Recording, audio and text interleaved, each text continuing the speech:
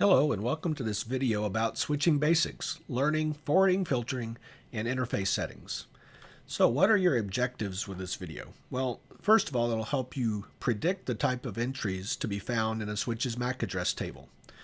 Second, you'll see how to describe the switching process and how it makes a forwarding or a filtering decision about each frame.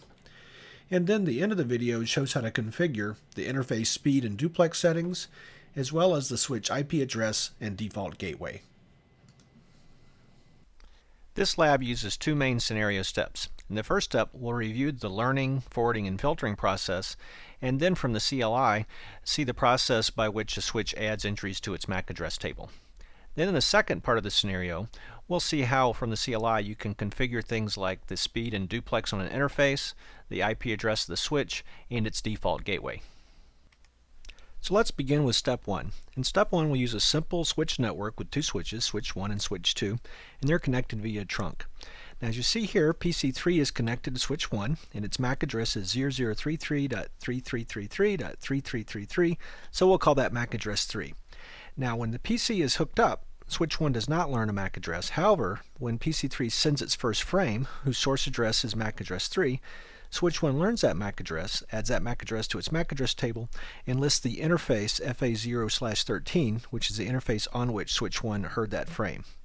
Similarly, when switch 1 forwards the frame over to switch 2 hears the frame, looks at the source MAC address, sees MAC address 3, and adds an entry to its MAC address table, this time with switch 2's FA0/24 interface listed in the MAC address table.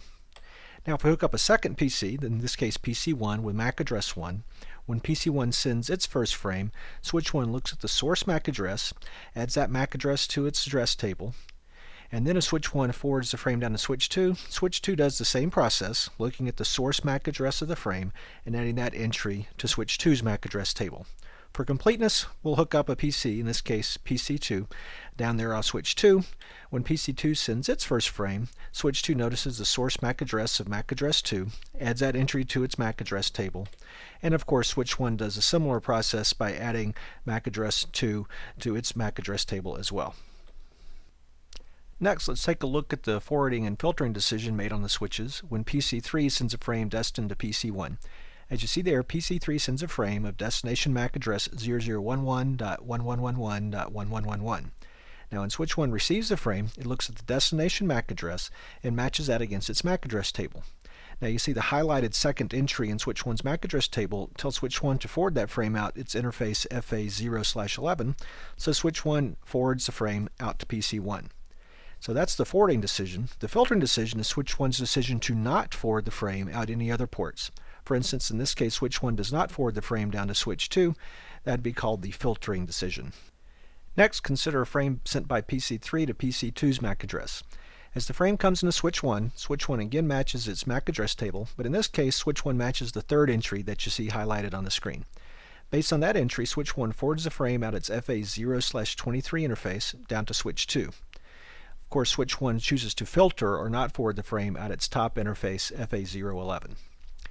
Now once the frame gets down to switch 2 repeats the same process, looking at the destination MAC address of the mostly 2's MAC address, matching that third entry in switch 2's MAC address table, causing switch 2 to then forward the frame out its interface FA0/12. Next, we'll take a look at the command line interface and see the learning process occur. You might want to have your booklet open to Lab 3's chapter so that you can see a picture that shows all the MAC addresses. Here on switch 1, we use the show MAC address table dynamic command, as you see there.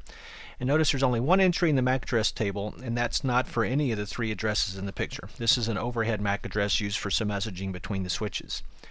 Now, not shown on the screen, if I go over to PC3 and cause them to send a frame, then I come back here to switch 1 and do another show MAC address table dynamic command.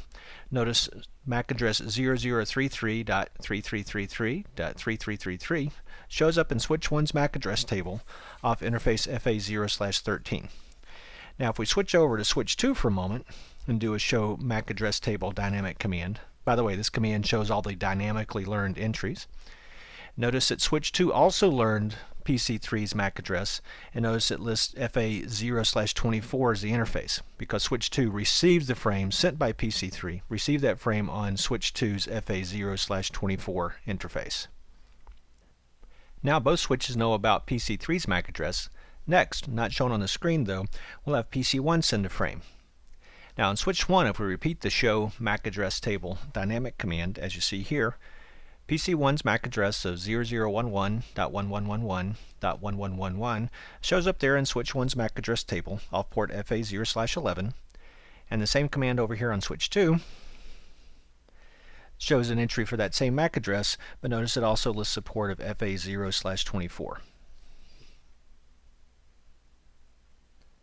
Finally, not shown on the screen, we'll have PC2 send a frame, and sticking with switch 2 for now, notice the show MAC address table dynamic command on switch 2 now lists PC2's MAC address, as you see there, off of port FA0/12, and up on switch 1 we'd also see an entry for PC2's MAC address as well.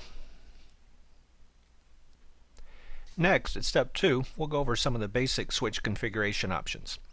First, we'll look at how to configure a couple of key parameters on interfaces, namely the speed and duplex. For most end-user connected ports on a switch, you'll let these values be auto-negotiated, but it's useful for the exam to understand how to configure them. For instance, here we see the interface command followed by the speed and duplex commands. Speed and duplex commands set the speed and duplex, obviously, and these are interface subcommands, so we'll see how to do that. Additionally, we'll set the IP address on the switch. Now the IP address is typically configured under an interface called interface VLAN 1. VLAN 1 is typically used for management purposes. So to configure a switch's IP address, we use the IP address command under interface VLAN 1. Additionally, a switch thinks like a end-user host in regards to IP, so the switch needs to know its default gateway, and we'll use the IP default-gateway command that you see there. The table of commands is in your booklet, so you might want to refer to that while we're going through the CLI. But first, let's talk about the IP addressing scheme used here. Notice PC 1, 2, and 3 have IP addresses that appear to be in the same subnet. Now, if we've got a router attached to that same subnet, it'll of course need an IP address in that same subnet as well. In this case, R1's address is 172.30.1.251. So switch 1 and switch 2 both need an IP address, and their IP addresses need to be in that same subnet, which in this case is subnet 172.30.1.0 with a /24 mask. So in this case, we've chosen to give switch 1 an IP address of 172.30.1.101, and we give switch 2 similar IP address ending in .102. Also, their default gateway configuration will point to R1's IP address that you see there. So let's start by looking at switch 1's FA0/23 interface, where we'll set the speed and duplex. This is the interface connected up via a trunk over to switch 2. So to configure it, we'll get into configuration mode, of course, and then get into interface configuration mode for interface fast Ethernet 0/23. At that point, you can use the duplex full command that you see here. Now I'm going to press the enter key. Then I'll use the speed 100 command to set the speed. Notice that an unsolicited console message just showed up. That's a log message, and it notes that the switch took down interface fast Ethernet 0/23. Anytime you set the speed or duplex on an interface, the switch is going to bring the interface down and then bring it right back up. As you see there, we've got a message that says that the line protocol is back up on interface FA0/23. So now the interface is up and operational again. Next, let's look at how to configure IP on a switch. Switches act like a host in regards to IP, so we need to give the switch an IP address. To do so, we get into interface VLAN 1 configuration mode with the interface VLAN 1 command that you see there, and then we use the IP address command to assign an IP address to the switch. Notice here we're using address 172.30.1.101 with a mask of 3 255s and a 0. Now once I press the enter key, the switch has an IP address, but it turns out interface VLAN 1 is shut down by default. So to get this interface up and working, you have to use the no shutdown command that you see there, and that brings up the interface. Notice you get a message there that says that now the interface is up and working. Additionally, you have to configure a default gateway parameter on the switch.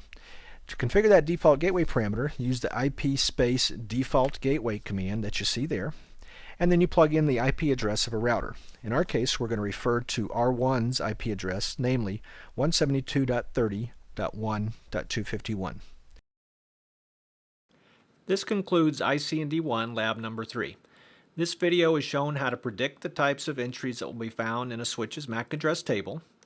It describes how switches make forwarding and filtering decisions, and it shows several things from the command line interface, in particular how to set the interface speed and duplex settings, as well as how to configure a switch's IP address and default gateway.